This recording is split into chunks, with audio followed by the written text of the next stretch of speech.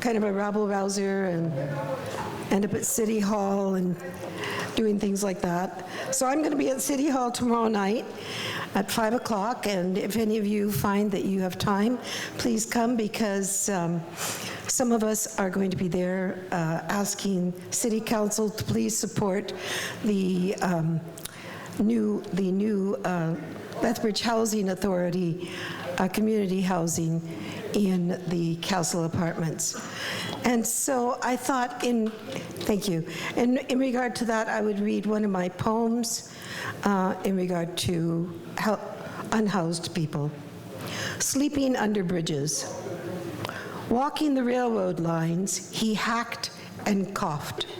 To our family, his name was Old Honk. He fought in the world wars, both I and II.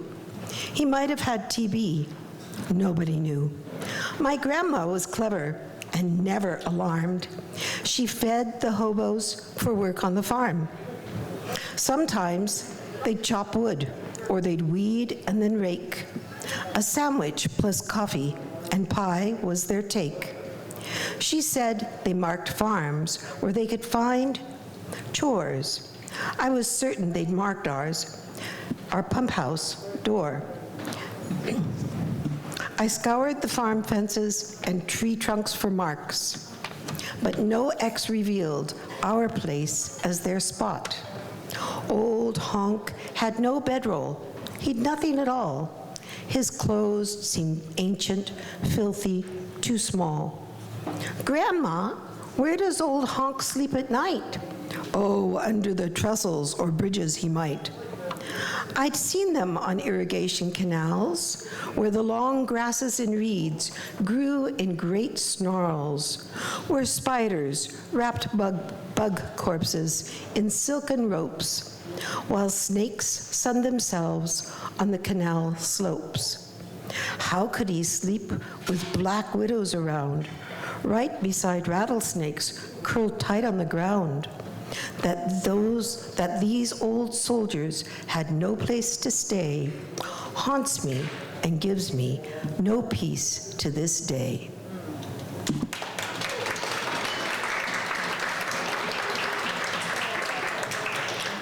Thank you very much. Now, this past week, we've had all kinds of rocket ships taking off, exploding, leaving methane in the atmosphere, and it was all our little friend, Elon Musk. But I'll tell you more about him in a minute. First, I'm going to tell you about the first rocket ship that actually was visible in the north. I call it this diaphanous apparition. The luminescent aurora borealis drapes its silken threads above us, just as a spectral Andromeda force pinwheels across its course. With arms outstretched, its furtive clasp catches nothing in its open grasp. To earth below, this phantom dervish flashes bright as swords in skirmish. Alaska and Yukon are all a twitter, full of fear. Skywatchers shudder. But it's only unspent rocket fuel, spiraling as the sun shines through, while SpaceX vapors turn and spin their filmy web of crystalline. Thank you. The first one's called Dancing Owls. I watched owls flying yesterday. It's something that I rarely see. They fly in a peculiar way. They bob, some might say clumsily, as though their feathers are a gown with ruffles drifting up and down. When each owl flies, it's like a dance that mesmerizes all around, to watch and never miss the chance to see such beauty rarely found, with daylight to illuminate their waltz that's always worth the wait.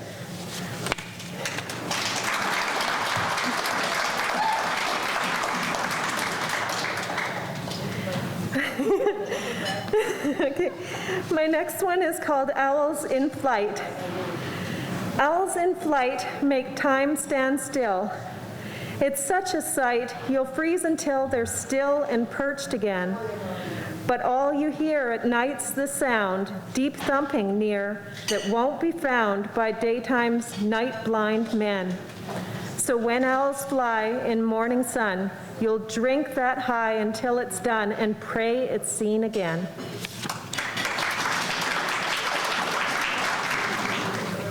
As you can see by the color of my hair, I'm not exactly new. Oh, well. So this, in fact, this poem is about, excuse me, madam, but others who were probably born after this poem was written. It was about the 60s and 70s. Great times, let me tell you. And I didn't double space my text here, so unfortunately I have to read it close. My eyesight's not that great either. Okay, here it is. It's called Time Was When. Back in the day, you could get a cheeseburger, a piece of pie, and a coffee for $1.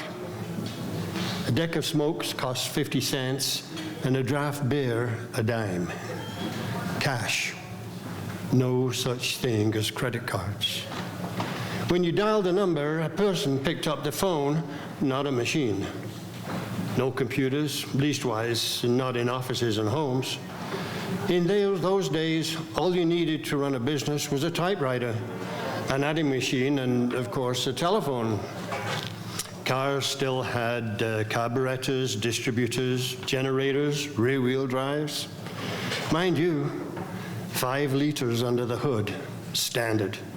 Man, if those things had had wings, they could have flown, if you'd wanted them to.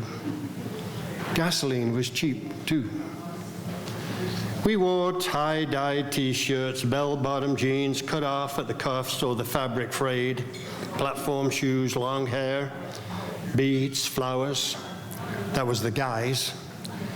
The girls went braless, then topless. We listened to Bob Dylan, Jimmy, Sly, Janis, Joan Baez. Still do listen to them. Miles Davis came out with Bitches Brew, changed the sound of jazz forever. Woodstock, Hair, Jesus Christ Superstar. It was the dawning of the age of Aquarius. But it wasn't just a style, and it wasn't just a sound, and it wasn't just some hippies going skinny. It was the sound of transformation, of freedom on the move, peace and understanding, harmony and love, peace. It was all about peace, war. There was a war going on, peace. We wore flowers in our hair, war. They're killing children over there, peace, protests, getting high, war. Remember my lie, Kent State, Watergate, Tricky Dicky, love or hate, put a man on the moon, but we didn't put an end to the war. An end to war. Gotta leave that to you guys now. Make love, not war. Peace, pass it on.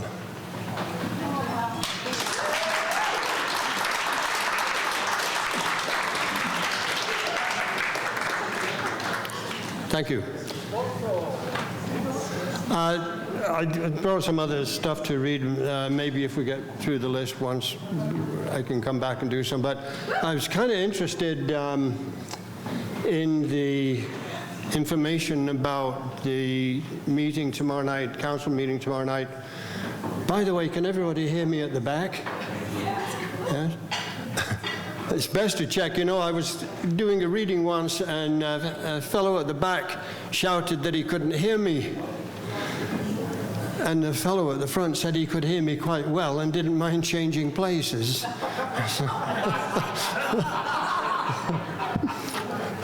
Anyway, the meeting tomorrow to address this issue of social housing, the need for social housing, which has its root cause, homelessness, which is a big problem in Lethbridge and cities all across Canada and the United States.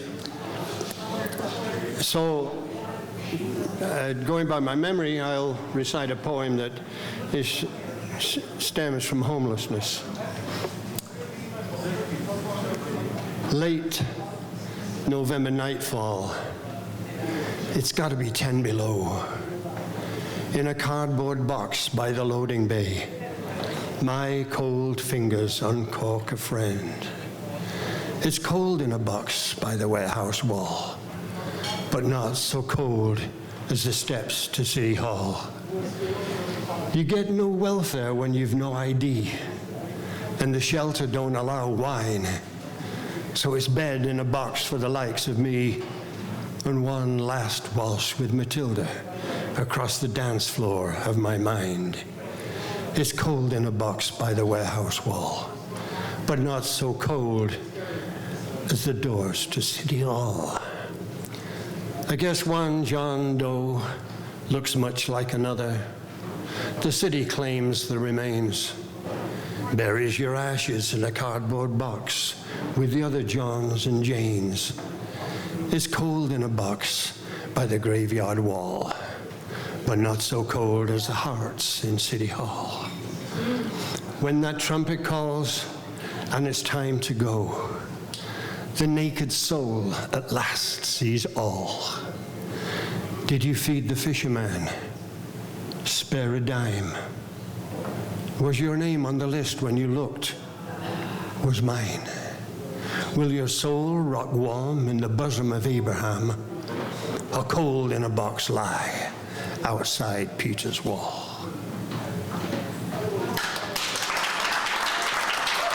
Thank you. The first one is called Such a Small Thing. Supposedly, it's spring, according to the calendar, and some days I believe it. The temperature is pleasant, even hot. The light is soft and clear. All seems right on track, and then it snows. Giant flakes melting as they hit warm asphalt. Overconfident teens in very short shorts sent running for warmth and shelter. Spring where we live is never quite sure of itself, testing the waters, pulling back, then trying again. This morning when my dog went out, I saw, perched atop the backyard fence, that surefire harbinger of spring, my first robin of the year. Confident, observing its surroundings, feathers ruffling in the gentle breeze, it stayed just long enough for me to say a word of admiration, a word of thanks, and one of blessing before it flew off into the neighbor's tree. Such a small thing to make me smile, to open up my heart, to start my day uplifted, a poem stirring into being.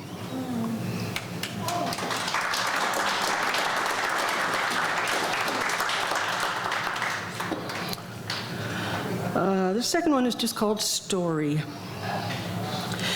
I'm coming to believe, although as yet with little understanding, that what we're here on earth to do is to make a story. It really is that simple, but not at all easy. We don't begin with a blank page. No, we're given an initial cast of characters and a setting to start. From then on, however, we mostly mistake our own true tale for the one dictated, prescribed to us by others, the one made up of all the shoulds, oughts, musts, and don't you dares the culture deems the one and only official manual for story making. It really is that simple, but not at all easy. It can be so hard, so very painful to fully find a voice uniquely ours, but still we try. We who seek and we who find.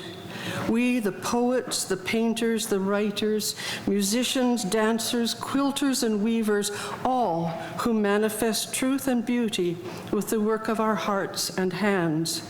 each of us creating story as we go. It really is that simple, but not at all easy. And when we reach our story's end, its temporal, spatial end, we'll find it but a chapter in a much, much larger book, a section in a large rolled scroll, or perhaps a palimpsest, our own layer on top of many layers ages old, all stored in the vast library of every story ever brought to life. All of them are woven deep within the fabric of the one eternal narrative, connected to all that makes it up. And should we not succeed in having lived our own authentic tale, it still will do. It is enough.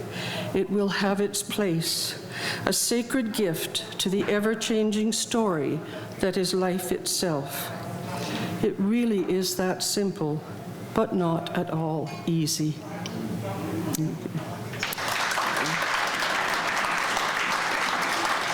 Hello, everybody, once again. I'm going to start out with a poem that I wrote about flowers. I was challenged to do that. So this one's called Flowers. My body is like a flower. You peel parts of me to reveal more beauty. Inch by inch, I grow and grow until I hit my final form. The beautiful daisy I'm supposed to be in the field of roses.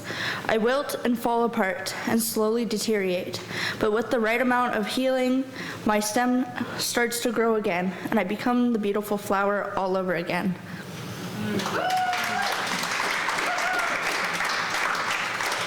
This next one is called In Response. It's about my ex. She wrote a poem about me and lied about the abuse she put me through. So this one's called In Response. She said I was cold. The last few weeks of our relationship, I was hurt, confused, let down by my expectations of you. The first night we went to a place I adored, we met somebody. She tried to tell them about my trauma. My story wasn't mine when she was around. Thorns being stabbed into my heart, I thought she was better than this. Torn apart into tiny, broken pieces. When I told her it was wrong, she got mad. She got upset. But it's my story, isn't it? She made me a villain to validate her abuse. So when I am cold, there is a reason.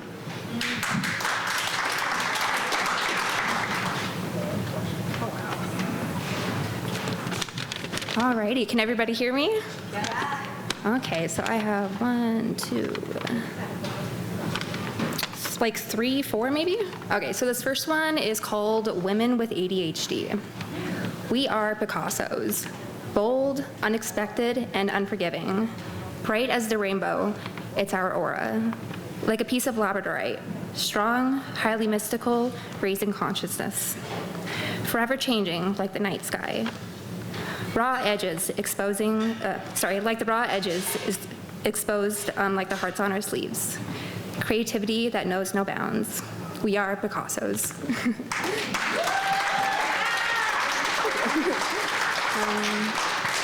These next two are just like one-liners, but yeah, so.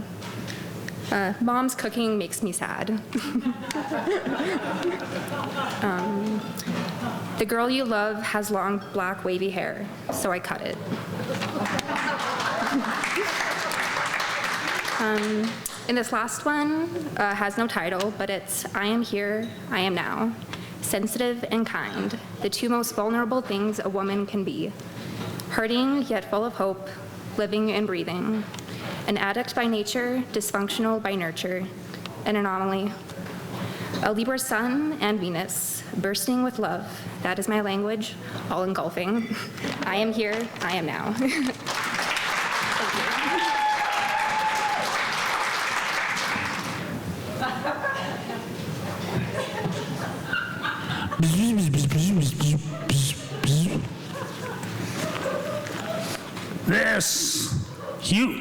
Can you understand me, humans? I am talking your language. I come from the hive. Anyways, this is more of a public service announcement than a poem. Greetings, mofos! Springtime is here, and so is my awakening. Every year the Queen and workers kick us drones out. I am drone 841563321, better known as Horace. I survived the winter by hiding under a leaf. Do not rake or clean your grass or garden. Many of my kin are still sleeping. Every year, millions of us die due to that reason. So put it off as long as possible. Some people think of us as nothing but pests, so they destroy our hives. Please do not do that. We are here to help. Without us, there would be less flowers, bushes, and trees. We are the reason why you have coffee, strawberries, grapefruit, kiwis, coconuts, pistachios, and so much more. Plus, you can't forget honey. Honey lasts a long, long time. You only need to look to the ancient Egyptians. I don't know why I'm still alive, but I will return to the hive, and maybe dancing with the Queen will become my new 9 to 5. I have a stinger in front of me. I have a stinger behind me. But wouldn't it be weird if I had one more? And that would make 3. Now that's got me wondering, where would it be? Maybe on my neck? Maybe on my chest, maybe on my leg, maybe on my knee. Anyhow, I can feel the life force draining from me. I will go on one last flight and return to Earth, our dear old Earth. And just in case you didn't know, once we are all gone, you won't be that far behind.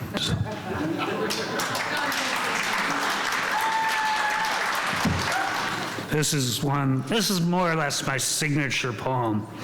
Grandma's Little Shack. Been a long time since I've been home. Been a long time since I've been to Grandma's little shack. But after all this time, I can still remember it.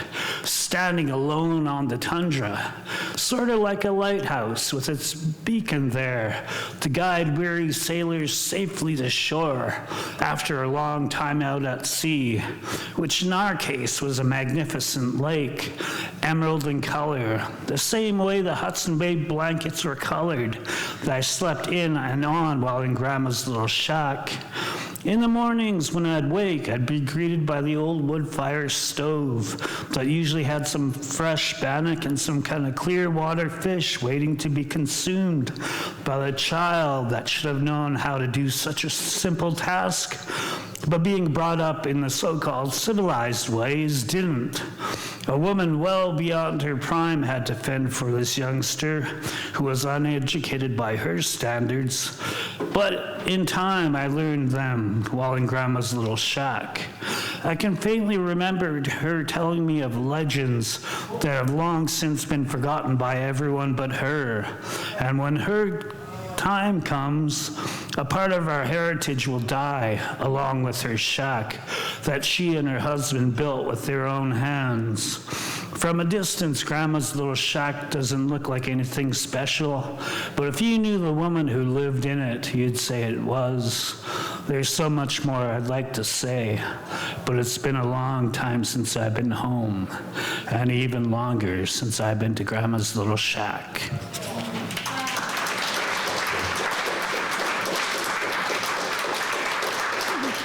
It's a little late in the month to be reading this, but I couldn't let April go by without talking about April Fools. The news around me is harsh. Stats are showing that the vaccines themselves may make you more susceptible to COVID. The new chemicals that civilization has released into the air and water over the last 70 years may be responsible for the explosion of neurological difficulties in children. Toxic masculinity is alive and well when an actor wallops a comedian whose joke he took offense to on worldwide live television. And oh yeah, don't forget the imperialism burst out in war.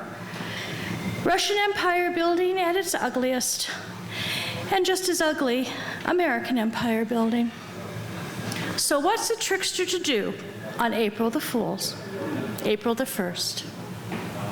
First, extend April Fool's Day to the rest of the year and be a fool every single day. Be a fool. Go write a poem. Ain't nobody gonna get rich doing that. Ain't nobody, well, practically nobody, gonna even make a living from that. Be a fool. Be like my son, major in religious studies. How are you gonna get a job with that? Be a fool. Raise the next generation of adults. Daycare workers and at-home moms aren't gonna be any engine behind economic prosperity. They'll only raise the next generation of adults. Be a fool. Listen to stories and read philosophy. Hang out with friends discussing them till dawn. But you might be late to work tomorrow. A foolish thing to do. Be a fool. Date your spouse, even after 40 years with each other. Be a fool. Look into the eyes of the people you meet. Know that they're probably struggling too. Be a fool. Dare to be happy and peaceful. Have no need to argue, harangue, or conquer. Be a fool. The wisdom of peacemakers appears foolish to powerful men. Be a fool.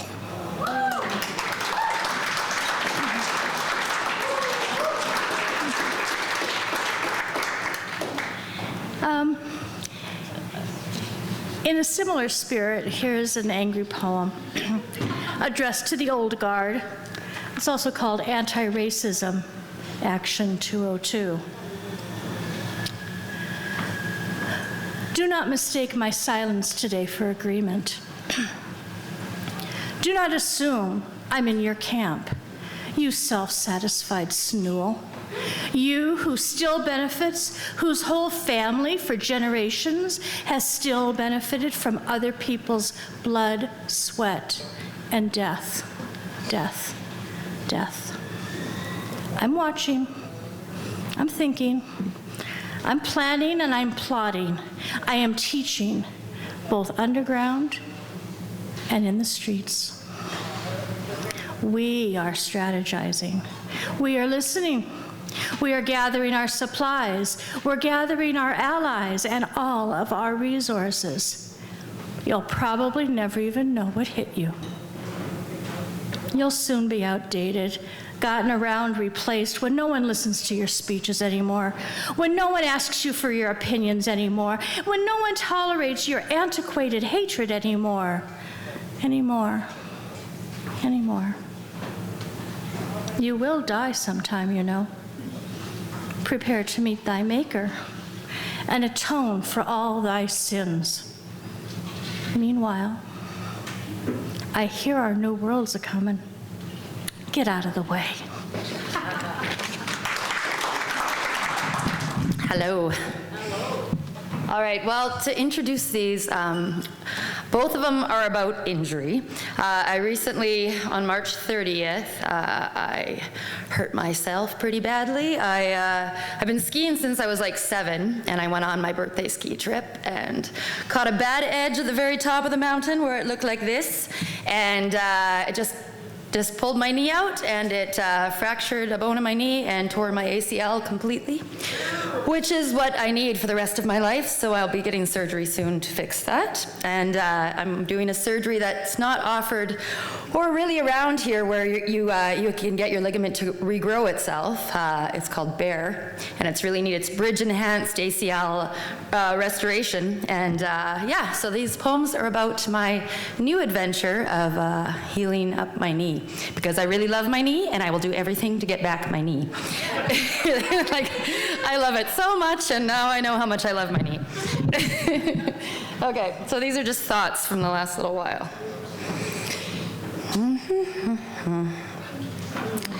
This one is, and also with this poem, I tore the ACL in my left shoulder in 2017, so the diagonal tear reference doesn't make sense. Yes, I am completely a diagonal tear.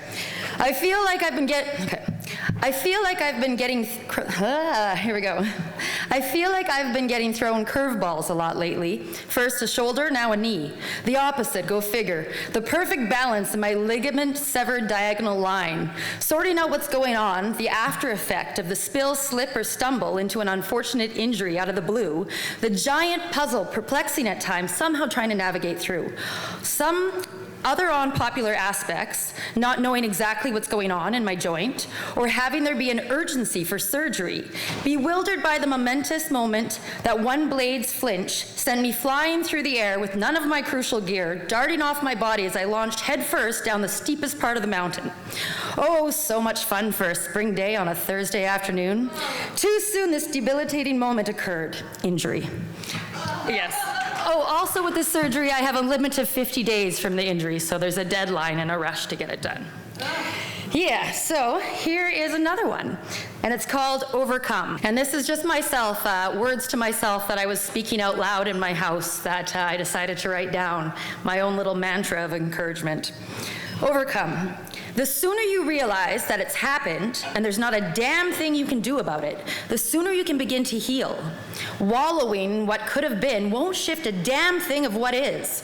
So wasting energy solo pushing a slab of granite upwardly towards the top of an endless mountain is basically what one's doing to their emotions, pining for the things which cannot change, events already written. Focusing on solutions moving forward with steady healing and realizing I'm older now and my body doesn't bounce back like it once did before. Daring speed and extreme things will always be for me, but it's inevitable now. I must move more cautiously. Ligaments snap, bones break, cartilage cracks from a hint of a mistake. When you're moving that fast, you play the odds. How long is it going to take till that one solid body ground smack won't keep those joints pivoting precisely the same?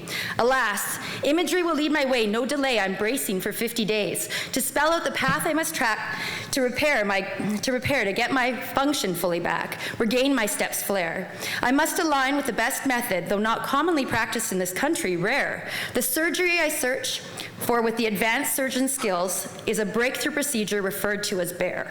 A toast to all of our health and to all of our care. Thank you. This first one is a poem I wrote when I was, I guess, feeling kind of lonesome in a bar in Edmonton. It's called White Ave. The street is a river.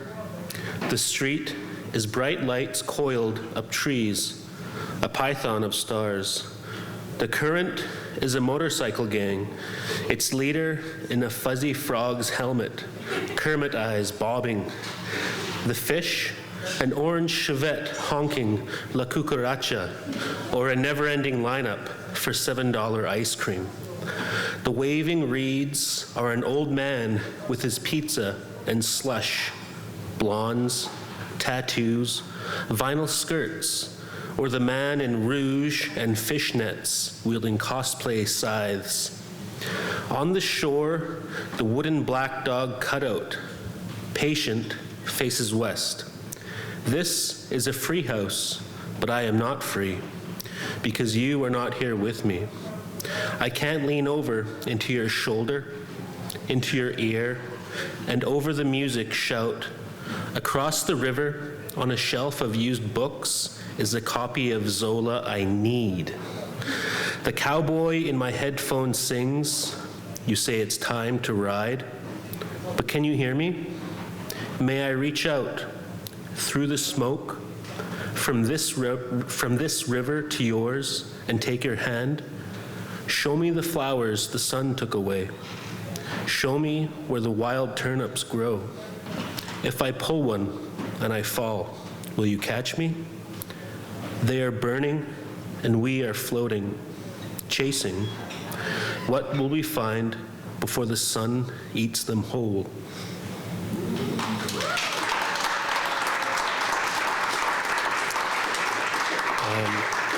And this next one is from a cycle of poems I was kind of working on over the winter, I guess about like metempsychosis, or the transmigration of souls from your death to the next body.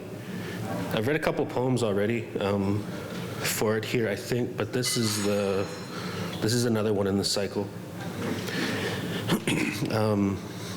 Just in background on it, I guess if you have driven around in Treaty 7 territory, you kind of notice the gophers do some pretty badass stuff, like going onto the highway. This one's dedicated to my brother Justin. It's called Number 7, Gokata, Gopher. My song is the gopher, and I am my song. This journey is almost complete. I am closest to you now than I have been in lifetimes. I could weep. When I stand on my century stone, I see the place you call home. The green hills, the yellow fields reaching. The purple sky seems brighter, knowing I am so close to you. Every day at dusk, we play our underground people's national sport, the crossing. We gather where the grass meets the long flat rock. The surface absorbs the sun's heat, and in the waning light warms our paws and our bellies. Those who aren't playing come to watch. This is where we prove ourselves. The rules are simple. Scurry over the long flat rock to the other side and hope that Bright Eyes doesn't catch you. Only the bravest among us venture as close to Bright Eyes without being struck and still reach the other side.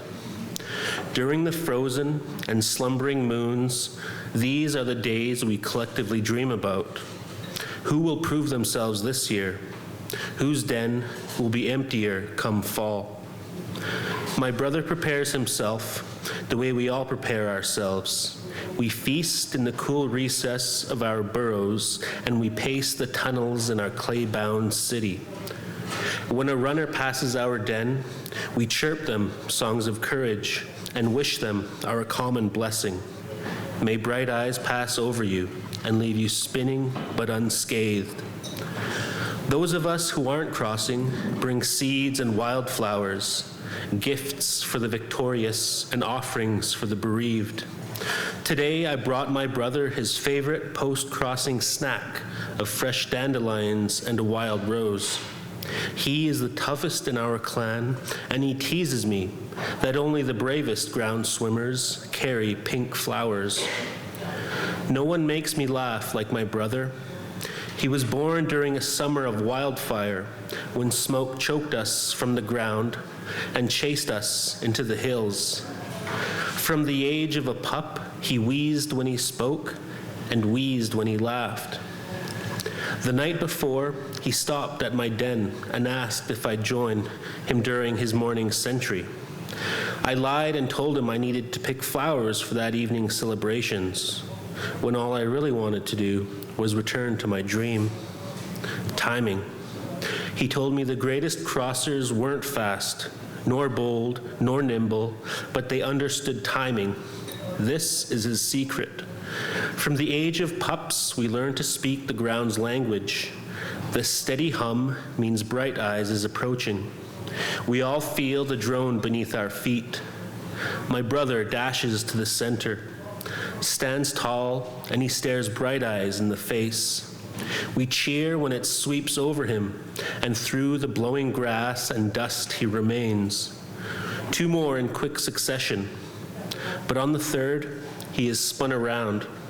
He loses his balance. Dizzy, he runs away from us. And when the fourth passes over him, he disappears. I want to run out and retrieve him, but my clan holds me. I swat them with my dandelion and break free and sprint into the center of the long flat rock. All of a sudden, there is thunder all around me, and not until it is over do I realize Bright Eyes has spared me. I reach the other side. My eyes search the gully for my brother. I call his name louder. I have never been to this side before. My clan chirps and cries for my safe return, but I cannot hear them. All I hear is your voice speaking my name. I have never seen you, but in my chest I've felt your words before. I loved him, I cry, and now he is gone. I want to run back and hope that I join him. In a soft voice, you tell me you understand. You cannot take the pain away, you confess, but you might help me carry it. But only if I find you. You tell me to follow the sound of your voice, and I do. Thanks. This month in April was kind of a big thing for me. It was, well, first off, it's been a year since I started writing poetry, so I thought I'd read my first poem that I officially wrote, and it was my birthday, so.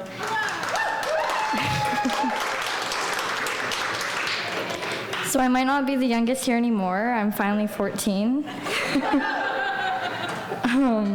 But I thought I'd read to you my first one I wrote, and I read it here the first time I was here, but it's kind of a new crowd, so I don't know if you guys probably won't remember it, so I thought I'd just read it again.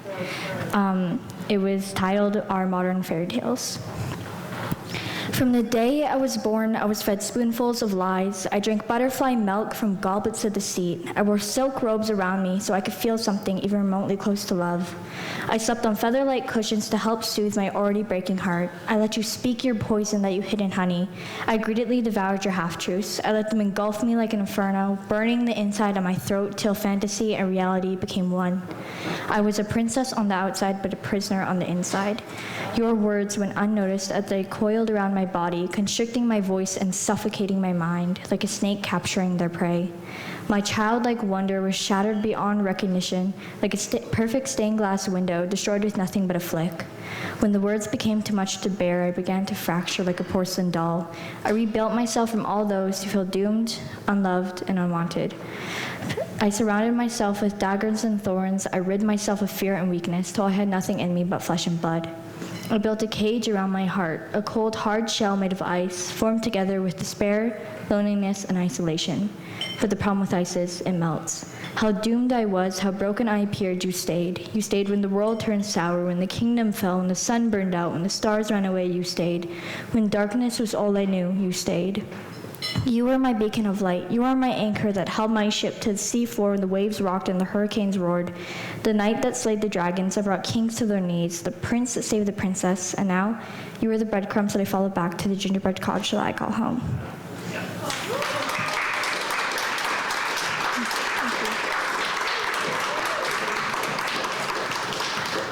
And then since I read my oldest poem, I thought I'd read my newest one. And I've kind of been in a slum of just haven't really been figuring out what to write. And so this one is a LA assignment that we had to do. So this is about body dysmorphia, and it's something that I know a lot of people deal with, and I sometimes do too. So I thought I'd read about this. Okay. The title is This Is My Poem. This poem is my poem. It's about love and its power to change, to create, to defeat the rage and flip the page.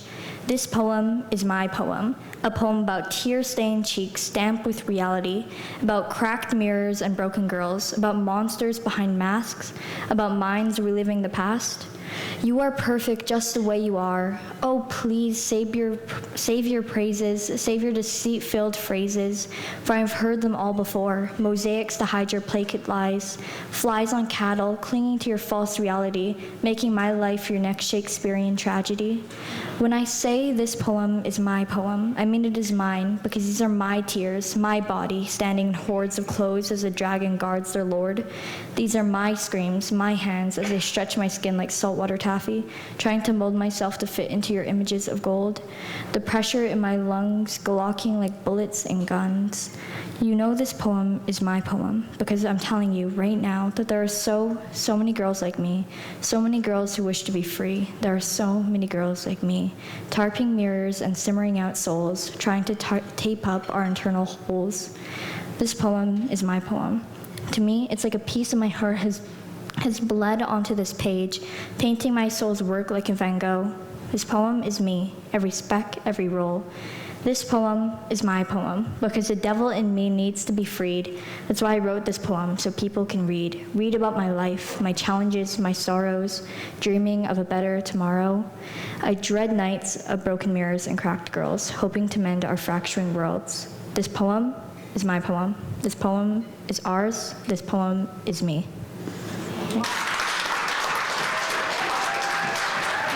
So I wrote this poem on Monday, and then I edited it today with like a voice text, like, you know, like the voice dictation, because my brain moves way faster than I can write, and I didn't have the time to do that because I had to pick up I had the privilege to go pick up my cousin to bring her to come to Owl Poetry, so cool. So this poem is called Imagine, and as I read this poem, I really do want you to imagine. So here we go. Let's take a journey and imagine how it felt to see the auroras earlier this week, the northern lights. And if you saw them, then you know how it felt. We were all encompassed by them, whether you knew it or not, whether you saw it or not. Experiencing connectedness, unity, but then it's gone. When are we going to realize that we need one another to survive? And we only do better when we support one another and when we stay connected. And what if we voted that way? Just saying. Imagine the positive catalyst that would be created by kind actions and solid policies that actually targeted our societal problems.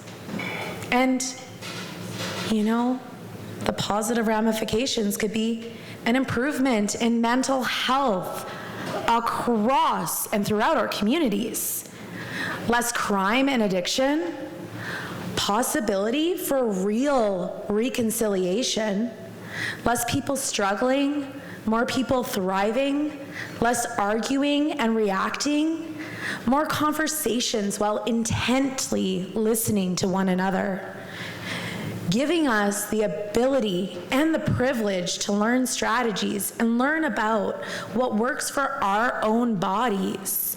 Because when we feel supported, then it can help us have the capacity to learn and take care of ourselves as well as others. Imagine how it would have felt, or how it felt when we saw the auroras, the northern lights, how you could feel the joy radiating from you, how, well, maybe you felt like you were dreaming, and maybe you thought how this is like one of those once-in-a-lifetime moments, like you could see the pink, purple, and green with the naked eye. It was incredible, magical, unforgettable. And to have shared that moment with my husband, my neighbor, and my friends via text, let alone all the other people who witnessed this wonder at the same time as me, feeling that connectedness. Well, imagine how it would feel to live in a society that actually promoted supporting one another, with governments proving it with their actions, and supporting the most vulnerable, well, supporting the everyday person with the knowledge and wisdom that helping others helps everybody, including ourselves, and it can even help the economy. What? It's true. Thinking back to the auroras, the northern lights, how it felt in your body, your mind, and your soul. Or perhaps Maybe think of a different moment, such as the day your child was born, the day you fixed the problem, the day you got what you truly wanted, the night your team won the playoff game, or maybe the day when you were just struck by awe and wonder. How it felt in your mind, your body, and soul. And what if you could feel like that more often? What if, imagine if, that it was truly up to every single one of us. And you know what? It is. Walalan, Walaliok. Thank you all. Hello, everyone. I think it's catching enough sound. We're good. So I have been on the picket line all week. I wasn't that involved in the union until my union went on strike, and I was like, I need to figure this stuff out now. And I'm always inspired by Bev and her poetry for just like speaking of current issues and her political activism. I do not have a political poem for you yet today because I am still sorting through this, but it's on my list of things to do. But I had another poem come from work. It's kind of funny. We were just having a discussion a few days before the strike happened. And it's not related to that, but to give you some context, I work at the research center, and there's lots of scientists, and they have lots of glassware from their labs that they don't always use, and there's a cage in the basement that homes this.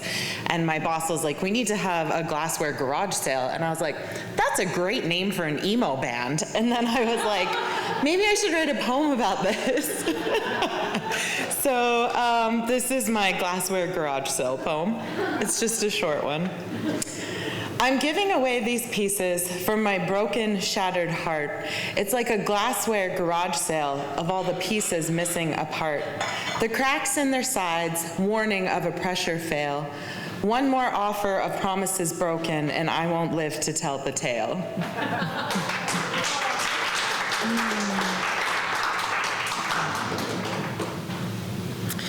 And this next one, I was struggling a little bit with feeling connected to, I would say connected to life, but I realized that I was being very specific in what I thought connection needed to be. And my therapist challenged me. She's like, what are other ways that you can be connected in life? And so that's also my challenge to you, because I believe we're connected to everything all around us, whether that's people, whether that's, if you want to call it the universe, even just the ground outside, nature. There's so many ways, and so I was like challenging myself, for ways to feel connected. The sunshine kisses my skin, the warmth of her caress cascading over my body, holding me in her softness and her strength. The robin calls to her lover, singing a song of warning or good morning. Adding his voice to her song, they are content. Lost in the wonder of a blue sky, held by the swirling breeze, toes sink into the grass to grasp the earth. I am connected with all that is around me. So this one I'm calling Room for Everything. If history is multilineal, then perhaps universal history is true, each line culminating from moment to moment, and not in some grand and final interlude before the end of everything. Can time itself bring an end to or bring time to an end? How can it stop without being what it is not, and so become its own internal contradiction?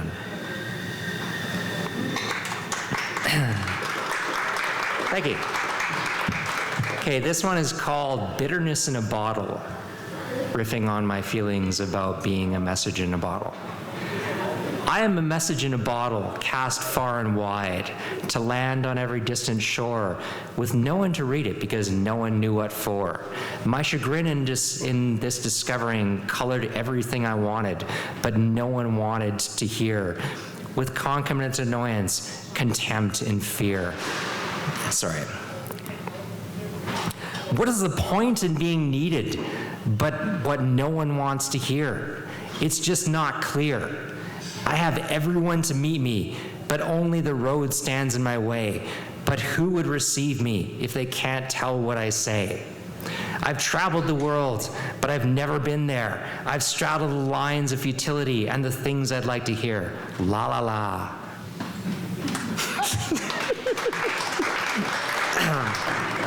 Yeah, basically I'm a surrealist. So to really understand what I'm saying, you kind of have to come up here and stand shoulder to shoulder with me and pretend you're looking through my eyes. These are little journeys that I've taken over the years. This one's called Post-Constellations, Afterglow. I saw the seeds of the revolution dawning, crowning. I heard the propositions from vermiculture, informing the shift, working it out, sifting it out. I surfed the micro ripples of influence through effectures and prefectures and excused the old guard through heartfelt conjectures. There was only one logical conclusion, so I quietly and patiently sat in between with all our relations. Under the shade of old growth discernment, I washed through the oceans of my subconscious, sifted through the compost for kernels, and mined the midden for wisdom. New kingdoms arose from that which was expressed. The raw materials were ubiquitous. These rebuilding blocks pointed to a platform for the gifting economy. Then one day, I woke up zipping around Los Angeles, toying with a couple of keys, Sancho Panza and me, all windmills and wizards. With only one logical conclusion, I took a chance, learned to dance, and bid my pretense adieu. Unpredictably, having lost my lance, I won the war. Now I sit upon my throne with two mats at my door. One says presence and one says future, and both are welcome. Both are welcome because it is here that I found my agency within my sovereignty through submission. Wow. Thanks. Thank you.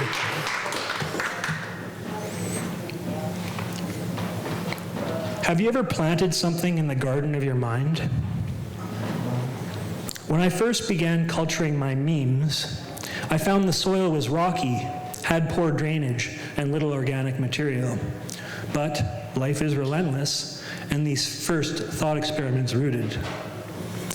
They weren't much to look at from above ground, but those roots were doing important work. Every weak point in the bedrock of my mind was found and exaggerated. This action created microfissures, and as the seasons turned and those early plantings faded into oblivion, erosion took over the heavy lifting. With the bedrock now permeable and the rainy season upon us, those cracks filled with water, which then turned to ice, and as autumn turned to winter, the mechanical action of freezing and thawing was responsible for metamorphosing those fissures into actual cracks. And with spring came more rain, washing organic elements into the cracks. Now my mind had a proto-soil and was much more robust. However, my garden was always ready. I just didn't realize it. Life always exists. When we use the cyclic reminder of the seasons as analog, it's much easier to see. I find it much easier to see when I close my eyes.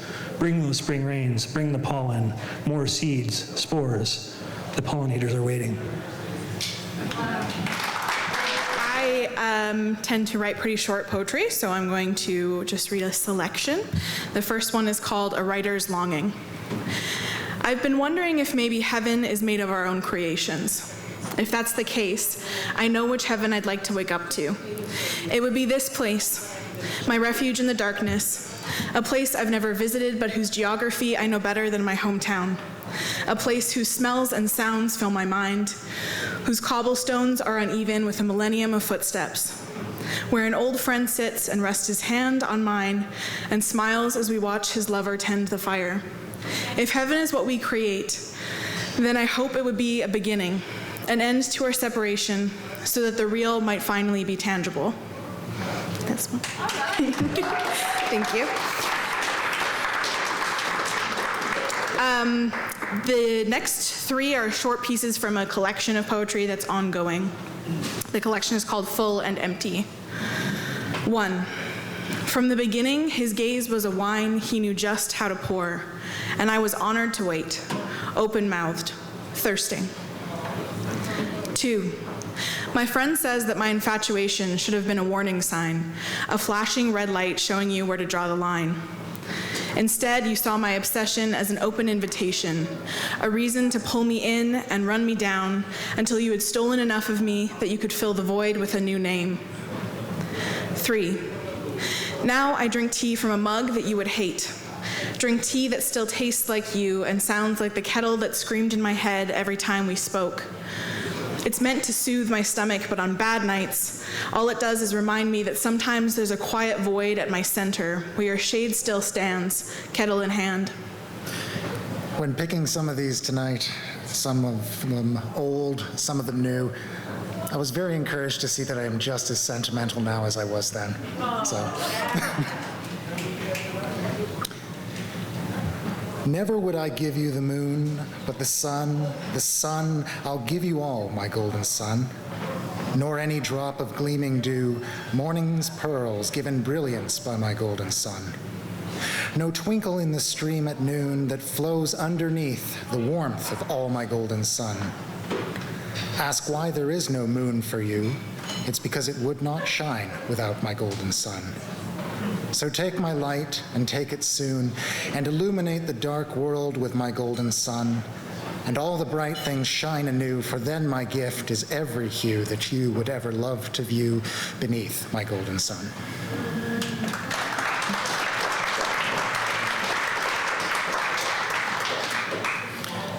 Your arms in winter. It's the crimson veils of a silken rose hidden in the twilight stars. It's the trembling, beating heart in the still of night. It's the whisper of a fire's breeze escaping the yawning hearth. It's the eager quiver winter's frost places on pursed and ready lips. It's not something that can be named, this dream behind the fluttering eyelids of our season. It's not something we want to speak of, this silence of drifting, delicate, and emotional flakes.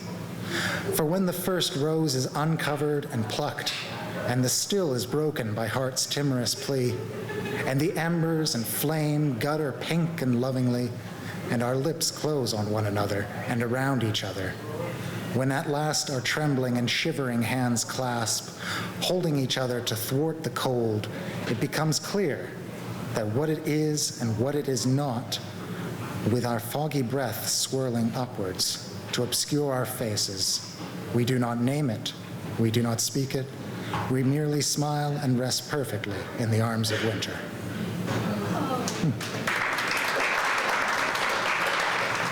I'll quit tomorrow.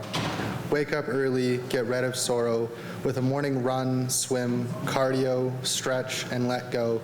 Mention I'll quit tomorrow to the stoner behind the counter. Intentions split, remind of counter, stress reliever, saunter, can't believe decision cantilevered. Steady breath releaser, can't depend on creature, reflection, late night, past bed of reaper. Inside wartime for bedtime, roll over, read mind, repeat, I'll quit tomorrow.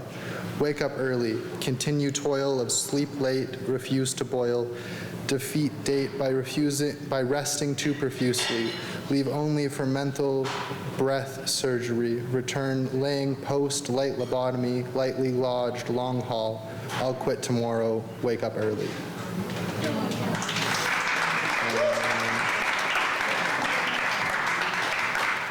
This one's a little, they get progressively shorter. Watch a lot of bread circuses, television services, tense nervousness, we focus this, household togetherness, family room attentiveness, media relentlessness, restlessness, stressed with this, repetitive attendances, swallow with tenderness, rant in defense of this, pant with held appendages, invisible indenturedness, with little but depend on this, so we keep watching, pithed.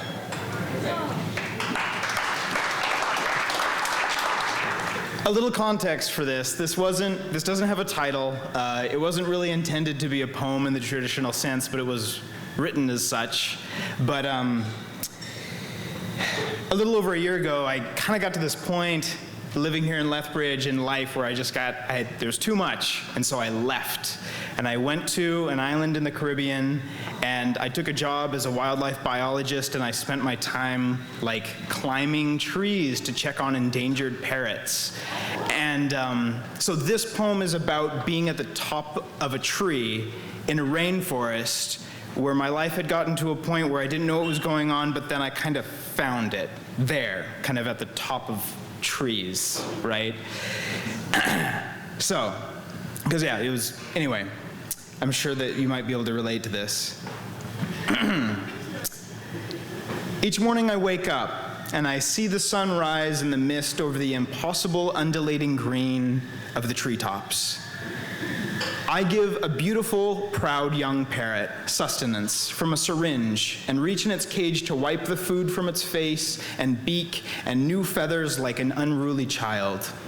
I navigate the muddy trails and grasping vines, and I clutch each tree after tree to arrive at the base of a nest that needs my attention.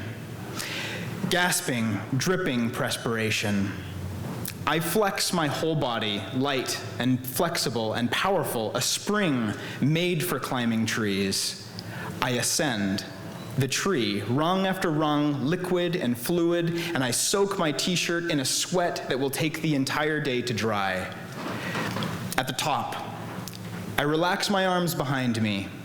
I breathe the fresh green wind that only sweeps the impossible treetops. The precious parrots, the ambassadors of millennia of evolution, cry out all around me. Maybe the air is hot and still, baking all around me. Maybe the air is cooled by a blessed rain, dangerous and roiling in the sky just beyond reach. And I look down at the forest floor far below my feet, and I think of her. Her old comfortable laugh, her new soft face. I think of her lithe cinnamon shoulders and how much she wants to dance when she hears a drum. Her eyes like dark honey, and her hair curling like a plant up this very tree, and her tiny hands impossible, impossible to hold.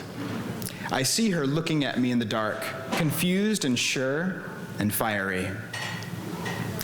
I lean back into my harness. I hear it creak, and I choose to trust it. I look up at the undulating sky above me, and I know that this is now.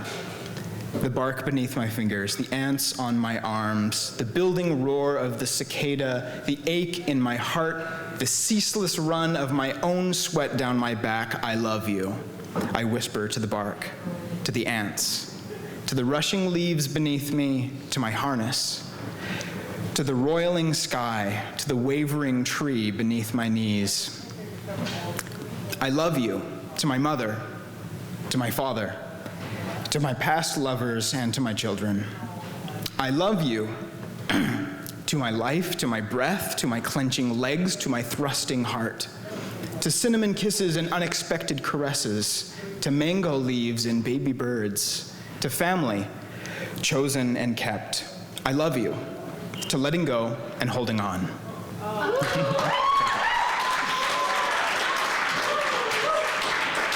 I work for a winery that's in Millerville, and they make the most amazing wines with honey. All of them are honey-based, and the flavors are amazing, and they're all award winners.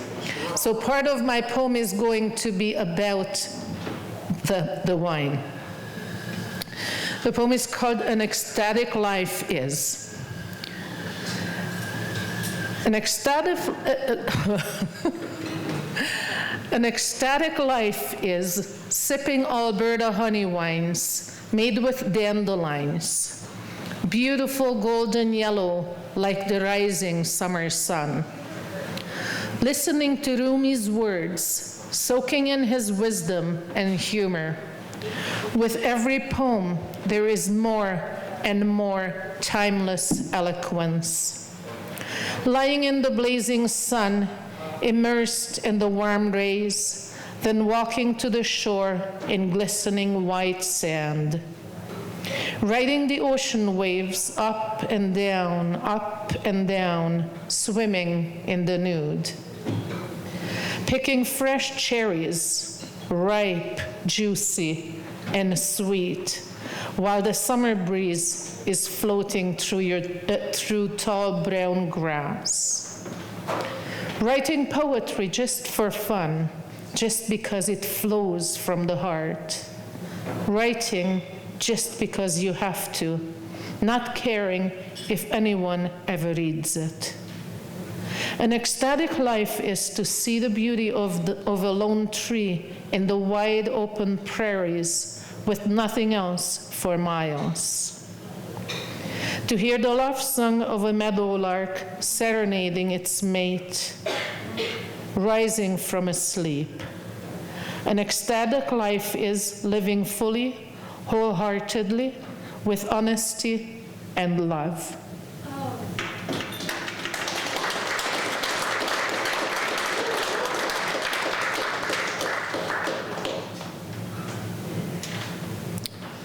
My next poem is called Honoring. Shake the shackles of the past until you feel like an Let's start again. Honoring. Shake the shackles of the past until you feel free like an eagle, untouchable and unafraid. Don't let your history bind you to dark people and places, but hold your ancestors' songs and dances close to your heart. Learn new ways from cultures new to you, but honor and cherish your own culture as if it was the most precious and most sacred treasure in the world. Shake the shackles of the past until you see everything clear as the clearest mountain creek, but keep every poem and story of your grandmothers, their grandmothers, and great-grandmothers alive. Shake the shackles of the past to lay the path for your children and for future generations. Lift the unpacked weight off. Don't let it hold you down. Shake the shackles of the past until you feel free like an eagle, untouchable and unafraid.